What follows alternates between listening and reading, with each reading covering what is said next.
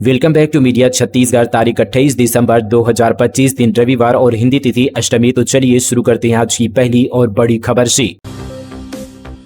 छत्तीसगढ़ में मिट्टी के 1,75,000 नमूनों की जांच में 76% में नाइट्रोजन का लगभग शून्य। धान का कटोरा कहे जाने वाले छत्तीसगढ़ की धरती अब गंभीर रूप से कुपोषित हो चुकी है। इंदिरा गांधी कृषि विश्वविद्यालय ने वर्ष 2024-25 में प्रदेश के 33 जिलों से आए 1,75,444 मृदा स्वास्थ्य कार्ड का विश्लेषण किया। इसमें पाए कि कुल नमूनों में से 76.76% में नाइट्रोजन की मात्रा लगभग शून्य है। वहीं 51.8% नमूनों में मिट्टी की जान यानी कार्बन की कमी पाई गई। वरिष्ठ वैज्ञानिक डॉक्टर राकेश वनवासी नाइट्रोजन की कमी का कारण असंतुलित खेती और कार्बन की कमी को बताते हैं। मिट्टी में पोषक तत्वों को रोककर रखने का काम ऑर्गेनिक कार्बन यानी गोबर की खाद और ह्यूमस करता है। कार्बन खत्म होने से मिट्टी छलनी बन गई है। किसान जो यूरिया डालते हैं वही मिट्टी में रुकने के बजाय पानी के साथ बहकर जमीन के नीचे चला जाता है या धूप में गैस बनकर उड़ जाता है। इसलिए लाभ कम और नुकसान ज्यादा होता है। विकास से ज्यादा भ्रष्टाचार वाले मुद्दे से जूझती रही 2025 की सियासत। विपक्ष ने उठाए सवाल, सरकार ने गिनवाए जेल जाने वालों के नाम। 2025 में छत्तीसगढ़ की राजनीतिक विकास से ज्यादा भ्रष्टाचार में उलझी रही। छत्तीसगढ़ की सियासत में राजनीतिक दलों ने विकास को लेकर एक दूसरे पर उतने आरोप प्रत्यारोप नहीं लगाए जितना भ्रष्टाचार को लेकर सत्ता पक्ष और विपक्ष लड़ता रहा। छत्तीसगढ़ में विपक्षी पार्टी कांग्रेस सरकार के विकास कार्यों का लेखा जोखा पूछती तो सत्ता पक्ष विकास करने वाले लोगों के जेल में बंद होने की सूची गिनवा देती थी। पूरे साल सत्ता पक्ष के और विपक्ष के बीच यह लड़ाई चलती रही। सबसे अहम बात की विकास के मुद्दे 2025 में खबरों में उतनी सुर्खियां नहीं बटोर पाए जितना भ्रष्टाचार के मुद्दे और परिवर्तन निदेशालय के नाम पर लिखी गई खबरों ने बटोरा। रायगढ़ में हिंसक झड़प, महिला टीआई को मारी लात, बेहोश होकर जमीन पर गिरी थानेदार, भीड़ ने 3 गाड़ियां जलाई। जेपीएल कोयला खदान के खिलाफ प्रदर्शन। रायगढ़ जिले में जेपीएल कोयला खदान के खिलाफ धरने पर बैठे प्रदर्शनकारियों को हटाने गई पुलिस पर ग्रामीणों ने हमला कर दिया। महिलाओं ने महिला थाना कमला पुशाम को लात मारी, पुलिस पर पथराव किया, 3 गाड़ियों में आग लगा दी। मामला तमनार के सीएचपी चौक का है। जानकारी के मुताबिक पुलिस और प्रदर्शनकारियों के बीच झड़प में महिला थाना प्रभारी कमला पुशाम घायल हो गई है। उन्हें फौरन अस्पताल पहुंचाया गया।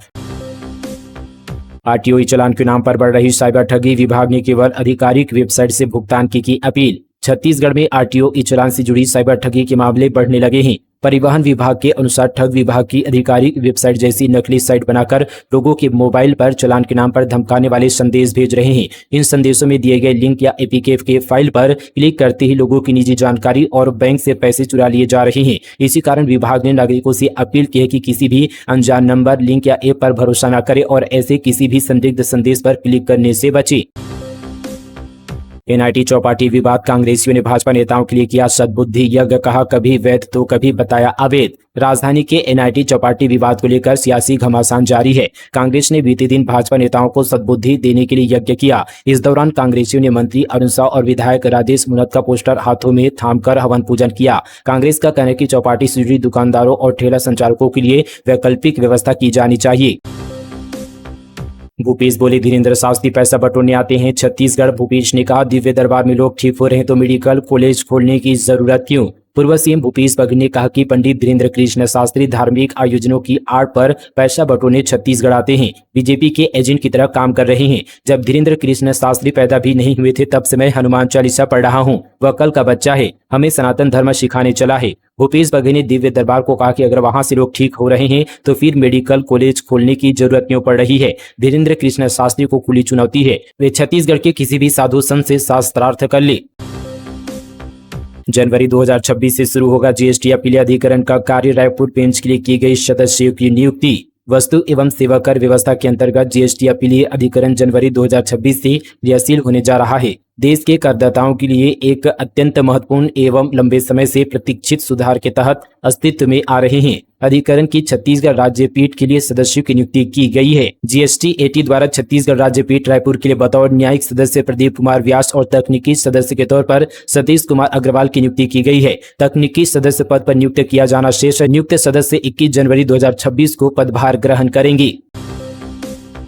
भिलाई में 11 माह में 1309 नशेड़ी वाहन चालक पकड़े गए, 1 करोड़ 33 लाख का जुर्माना वसूला गया। सड़क दुर्घटनाओं पर अंकुश लगाने और आम नागरिकों की सुरक्षा सुनिश्चित करने के उद्देश्य से दुर्ग पुलिस द्वारा चलाए जा रहे ऑपरेशन सुरक्षा अभियान के तहत शराब पीकर वाहन चलाने वाले पर लगातार कार्रवाई की जा रही है। दुर्ग पुलिस द्वारा वर्ष 2025 में जनवरी से 25 दिसंबर तक जिले के प्रमुख मार्गों, ग्रे स्पॉट और ब्लॉक स्पॉट क्षेत्रों में शाम से देर रात तक विशेष चेकिंग पॉइंट बनाए गए हैं। इन पॉइंट्स पर वाहन चालकों की ब्रीथ एनालाइजर मशीन से जांच की जा रही है ताकि नशे की हालत में वाहन चलाने वालों की पहचान कर त्वरित वैधानिक कार्रवाई किया जा सके। पुलिस के अनुसार बीते 11 माह 25 दिनों के दौरान कुल 1309 वाहन चालकों को शराब के नशे में वाहन चलाते हुए पकड़ा गया। इन सभी चालकों के वाहन जब्त कर मोटर व्हीकल एक्ट की धारा 185 एवं अन्य धाराओं के तहत प्रकरण दर्ज करते हुए न्यायालय में प्रस्तुत किया गया।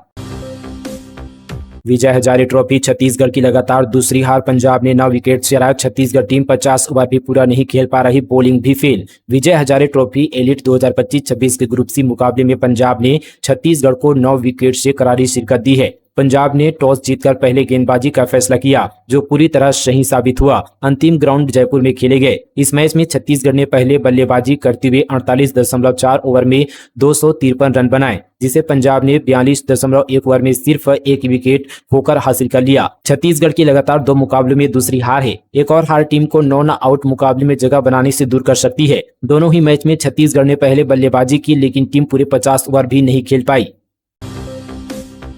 छत्तीसगढ़ में स्वास्थ्य विभाग का अनोखा कारनामा, ना भवन बना ना डॉक्टर आया। 20 साल से कागजों पर चल रहा उप स्वास्थ्य केंद्र। कोरिया जिले के सोनहत ब्लॉक के वनांचल क्षेत्र पलारी डांड से उप स्वास्थ्य की एक ऐसी सच्चाई सामने आई है जो सरकारी दावों की पोल खोल देती है। यहाँ का उप स्वास्थ्य केंद्र बीते 20 वर्षों से सिर्फ कागजों में संचालित बताया जा रहा है, लेकिन हकीकत यह है कि न भवन है न ही इलाज की सुविधा है। सबसे बड़ा सवाल है कि जब उप स्वास्थ्य केंद्र स्वीकृत है तो वह जमीन पर क्यों नहीं? 20 साल तक जिम्मेदार अधिकारी आखिर करते क्या रहे, और क्या वनांचल के लोगों का इलाज सिर्फ फाइलों तक ही सीमित रह जाएगा?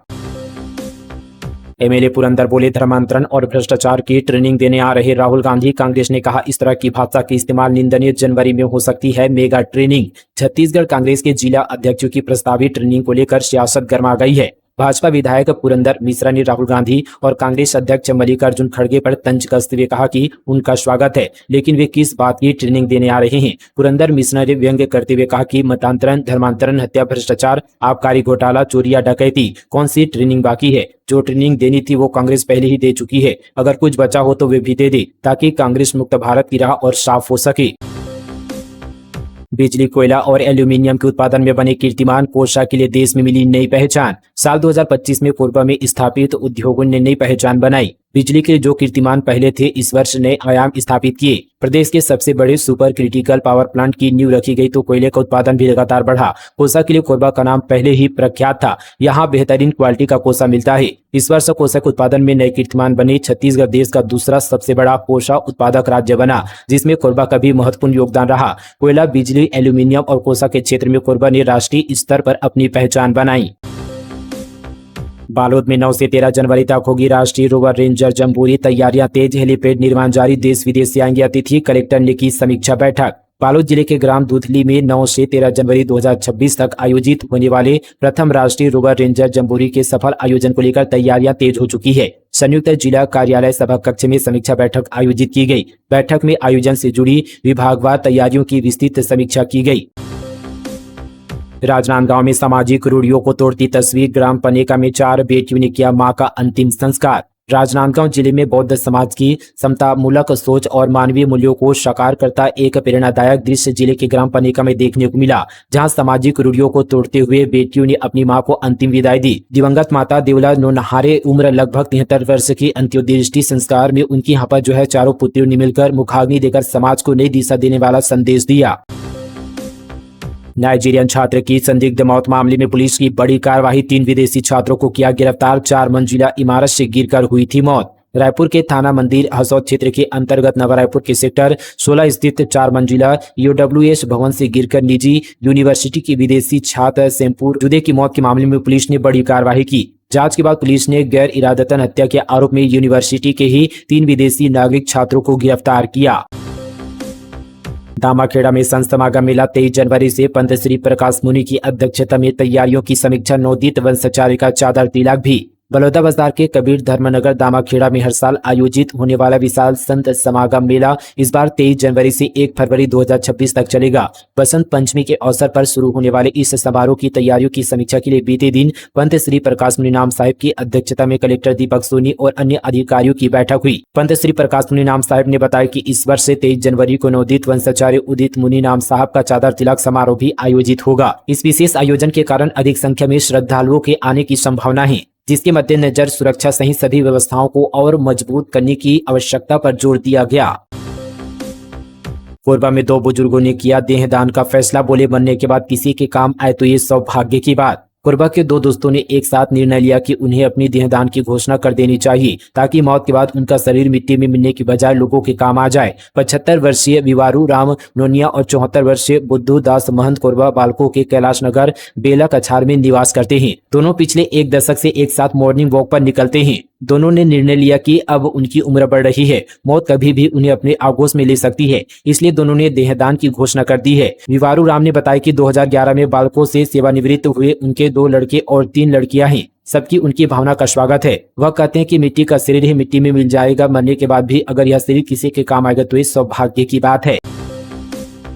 मां के शव को 20 दिन तक कमरे में रखा, रूम लॉक कर बेटा घूम रहा था बाहर, बदबू फैलने पर की शिकायत, मिली सड़ी लाश। जसपुर जिले के कुनपुरी नगर में 65 वर्षीय बुजुर्ग महिला का सड़ा गला शव मिला है। महिला की मौत 20 दिन पहले ही हो गई थी। वहीं बेटी ने भी बुजुर्ग महिला की मौत की बात को छुपाए रखा। इस दौरान वो शव को कमरे में बंद कर बाहर घूमता रहा। कमरे से तेज बदबू आने पर बुजुर्ग महिला की मौत की जानकारी सामने आई। फिलहाल पुलिस ने बेटे को हिरासत में लेकर पूछताछ शुरू कर दी है। यह मामला कुनपुरी थाना क्षेत्र का है।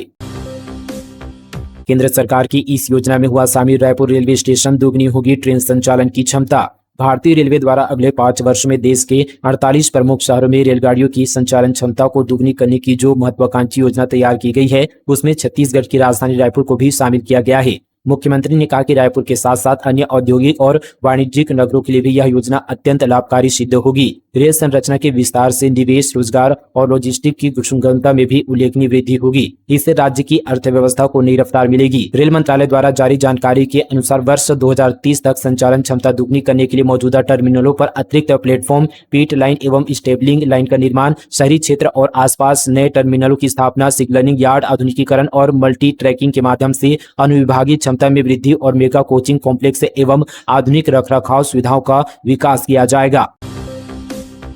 कांग्रेस ने फूका बांग्लादेश के कार्यवाहक पीएम मोहम्मद यूनुस का पुतला, अल्पसंख्यक हिंदुओं पर अत्याचार का विरोध, पीएम से बांग्लादेश पर कार्रवाई की मांग।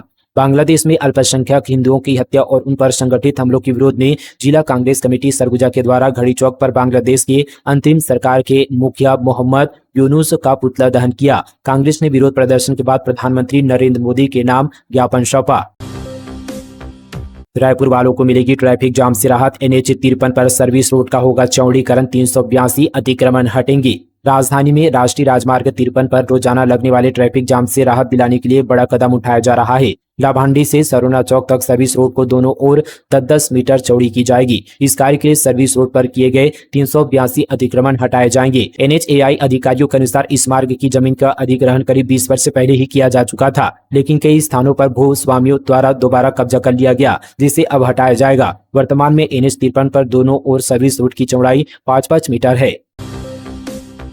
रायपुर में T20 मैच 23 जनवरी को इस बार बदलेगी एंट्री की व्यवस्था, तय समय के बाद पहुंचने वालों को नहीं मिलेगी स्टेडियम में प्रवेश। भारत और न्यूजीलैंड के बीच 23 जनवरी को शहीद वीर नारायण सिंह अंतर्राष्ट्रीय क्रिकेट स्टेडियम में खेले जाने वाले T20 मुकाबले को लेकर छत्तीसगढ़ क्रिकेट संघ ने तैयारियां शुरू कर दी है। इस बार दर्शकों की सुविधा को ध्यान में रखते हुए स्टेडियम की एंट्री व्यवस्था में बड़ा बदलाव किया जा रहा है। दिसंबर में आयोजित वनडे मैच के दौरान दर्शकों को ही अव्यवस्थाओं से सबक लेते हुए अब स्टेडियम के आधा दर्जन से अधिक गेटों पर प्रवेश और बाहर निकलने का समय पहले से निर्धारित किया जाएगा। इसका उद्देश्य भीड़ को नियंत्रित करना और किसी भी तरह की अफरा तफरी से बचना है। बता दें कि वनडे मैच के दौरान बड़ी संख्या में दर्शक शाम को स्टेडियम पहुंचते थे, लेकिन अधिकतर स्टैंड की सीटें भर जाने के बाद एंट्री गेट बंद कर दिए गए थे। इससे नाराज दर्शकों ने विरोध जताया और कुछ स्थानों पर गेट तोड़कर प्रवेश किया गया था, जिससे नुकसान हुआ। दर्शकों का कहना था कि महंगे टिकट खरीदने के बावजूद गेट बंद करना गलत है। छत्तीसगढ़ क्रिकेट संघ का दावा है कि T20 मुकाबले में दर्शकों को इस तरह की परेशानी का सामना नहीं करना पड़ेगा और एंट्री व्यवस्था पहले से कई बेहतर और व्यवस्थित होगी। कोरबा में 18 अवैध ईंट भट्ठे से 9 लाख ईंट, बिजली चोरी, JCB और कोयला भी जब्त, प्रशासन की बड़ी कार्रवाई। कोरबा जिले के हरदी बाजार क्षेत्र में प्रशासन ने बड़ी कार्रवाई करते हुए 18 अवैध ईंट भट्टों पर छापा मारा। इस दौरान 9 लाख अवैध ईंटें जब्त की गई और बिजली चोरी का भी खुलासा हुआ। मौके से अवैध रूप से खनन की जा रही मिट्टी के लिए इस्तेमाल की जा रही जेसीबी मशीन और परिवहन में लगे ट्रैक्टरों को भी जब्त किया गया है। हरदी बाजार निवासी राजेश जायसवाल जेसीबी से अवैध मिट्टी खुदाई कर रहा था। ईंट भट्टों में अवैध कोयले का उपयोग भी पाया गया, जिसे जब्त कर लिया गया है। जब्त की गई ईंटों को ग्राम पंचायतों के सुपुर्द कर दिया गया है। होटल में चल रहा था रिश्वत का लेन देन, भनक लगते ही धमकी, सीबीआई रंगे हाथों पकड़े जाने पर छूटे सरकारी बाबू के पसीने। बीजापुर जिले के डाक विभाग से सामने रिश्वतखोरी के मामले ने जिले में हड़कंप मचा दिया है। केंद्रीय जांच ब्यूरो ने ट्रांसफर और रिलीविंग ऑर्डर जारी करने के बदले रिश्वत मांगने के आरोप में डाक विभाग के 4 अधिकारियों कर्मचारियों के खिलाफ एफआईआर दर्ज की गई है। इस कार्रवाई को जिले में भ्रष्टाचार के खिलाफ एक बड़ी और सख्त पहल माना जा रहा है।